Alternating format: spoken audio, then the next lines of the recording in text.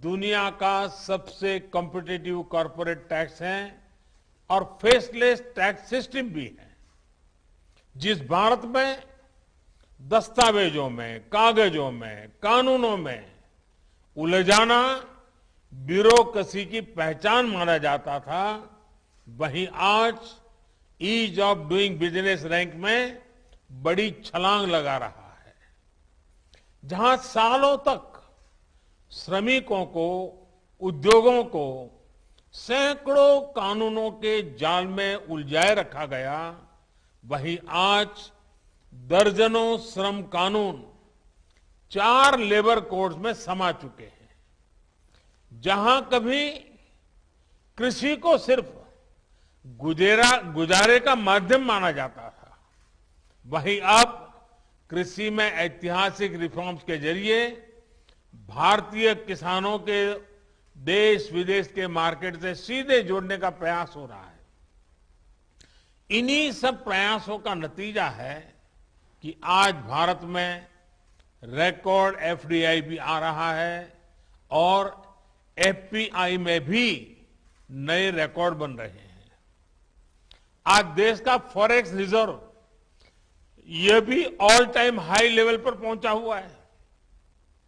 साथियों, नए भारत का थॉट प्रोसेस क्या है, उसका एक उदाहरण मैं आपको देना चाहता हूं। एक समय था जब हमें लगता था कि जो कुछ भी विदेशी है वही बेहतर है। इस साइकोलॉजी का परिणाम क्या हुआ, ये आप जैसे इंडस्ट्री के दिग्गज भली भांति समझते हैं। हमारे अपने ब्रांड भी जो हमने सालों की मेहनत के बाद खड़े किए थे, उनको विदेशी नामों से ही प्रचारित किया जाता था। आज स्थिति तेजी से बदल रही है। आज देशवासियों की भावना भारत में बने प्रोडक्ट्स के साथ है। कंपनी भारतीय हो ये जरूरी नहीं, लेकिन आज हर भारतीय भारत में बने प्रोडक्ट्स को अपनाना चाहता है। यानी देश मन बना चुका है। अब उद्योग जगत को इस मन के मुताबिक अपनी नीति बनानी है, रणनीति बनानी है। आत्मनिर्भर भारत अभियान में आगे बढ़ते हुए ये आपको बहुत मदद करेगा।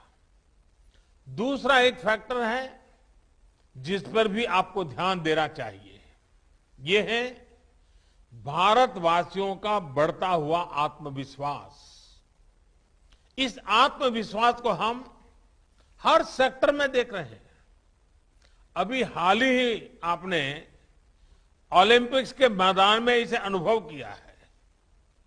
आज भारत के युवा जब मैदान में उतरते हैं तो उनमें मन में वो हिचक नहीं होती। वो मेहनत करना चाहते हैं, वो रिस्क लेना चाहते हैं, वे नतीजे लाना चाहते हैं। Yes, we belong to this place, ये भाव आज हम अपने युवाओं में देख रहे हैं। इसी प्रकार का आत्मविश्वास आज भारत के स्टार्टअप्स में है। आज यूनिकॉर्न्स नए भारत की पहचान भी बन रहे हैं। 7-8 साल पहले भारत में 3-4 यूनिकॉर्न्स रहे होंगे। आज भारत में करीब करीब 60 यूनिकॉर्न्स हैं। इनमें से 21 यूनिकॉर्न्स तो बीते कुछ महीनों में ही बने हैं।